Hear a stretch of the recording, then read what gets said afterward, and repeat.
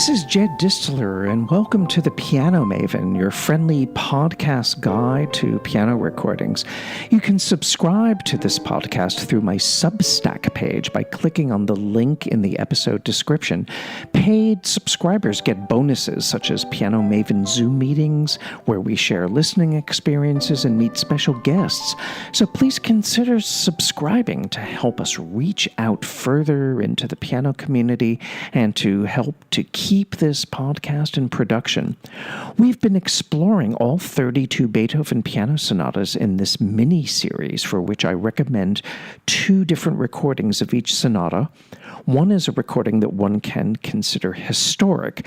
This means from the 78 RPM shellac era or the mono LP era, or an archival recording that's been commercially issued or else been made readily available online. And the other recording that I recommend is a modern recording, meaning from the stereo or digital eras, and is a commercial release. The object has been not to repeat a pianist throughout this survey, so that means we will wind up with 2 pianists for each sonata, totaling 32 sonatas and 64 pianists. Beethoven affixed the inscription "Für das Hammerklavier" to his last 5 piano sonatas, referring to the Broadwood Company's new and improved model of a piano. This British company, Broadwood, had sent their newest model piano to Beethoven as a gift.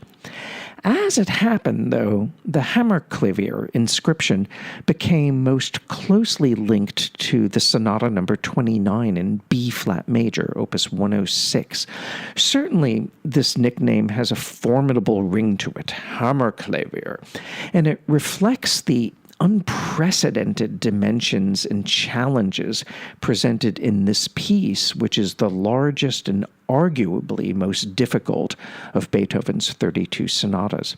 Beethoven worked on the Hammerklavier between 1817 and 1818 at the cusp of a personally difficult and creatively fallow period. From the very first measure, one senses a liberation of Beethoven's pent-up energy as the ideas just leap off of the pages, bursting at the seams and testing the limits of 2 mortal hands. I would bet anything that the sonata's first printed editions must have scared off consumers accustomed to Beethoven's earlier and relatively playable sonatas.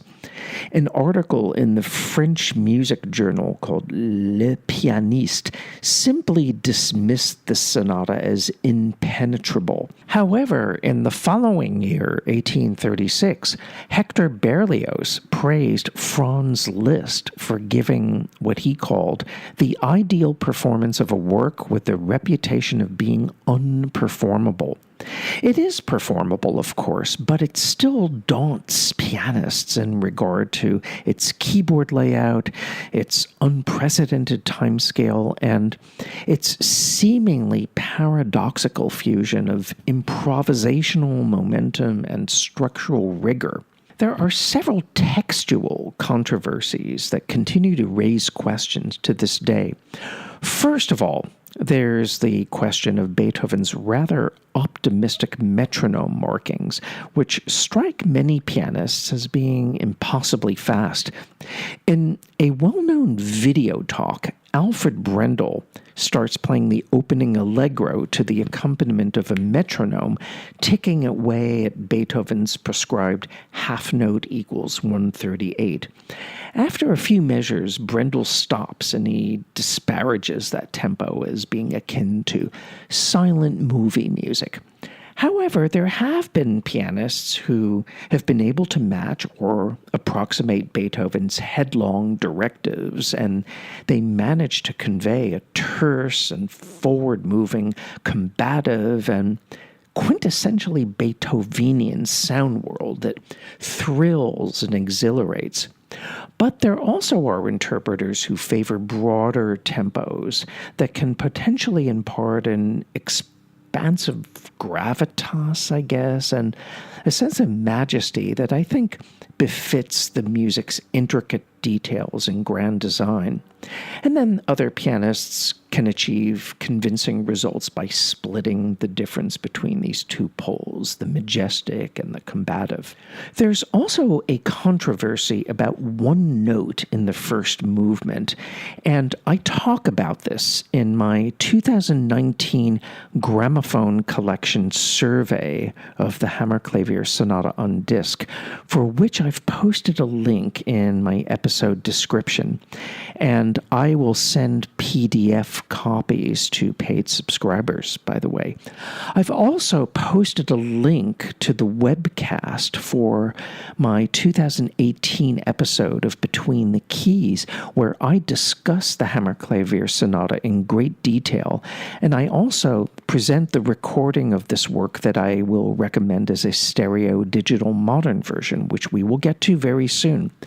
But for my historic archival recording, I have a very unorthodox recommendation because it's really a unique document.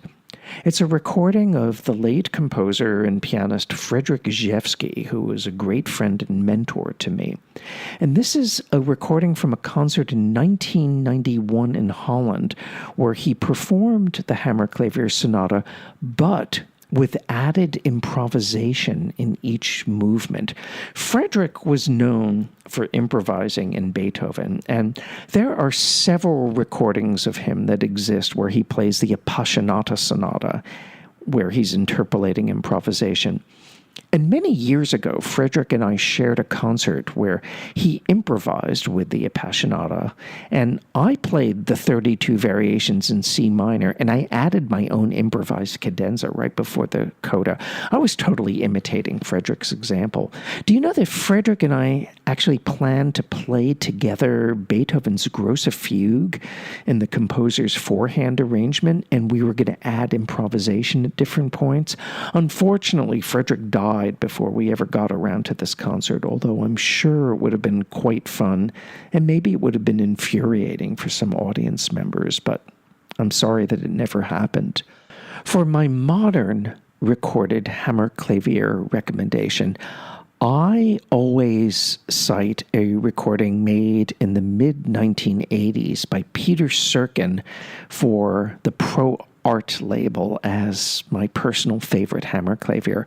He had recorded the late sonatas for the Pro Art label earlier using a Graf Forte piano, but he re-recorded the Hammerklavier on a Steinway, and it's the Steinway recording that I recommend, even though it has been long out of print. And that's the reason I'm posting a link to the webcast for the radio show where I played this recording in its entirety, because this recording should be restored to the catalog. And the reason I am recommending this recording, even though it's out of print, is because Peter Serkin takes Beethoven's metronome markings pretty much on faith, and he does so with the utmost ease. His playing is light and jazzy and whimsically inflected, with an underlying nervous energy that just keeps you off balance. It's not the granitic, monumental type of Hammerklavier that his father Rudolf Serkin favored, and Peter Serkin just swings like a maniac. Oh my God. I really wish that whomever has the rights to the Pro Art catalog will consider reissuing this recording of Peter Serkin's Hammerklavier.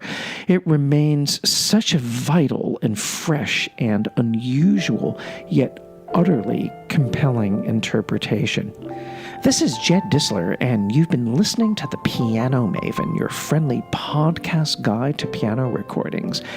And I look forward to being with you next time as we approach the last three Beethoven sonatas. And what will my recommendations be for recordings? You'll have to tune in and find out. I look forward to being with you next time.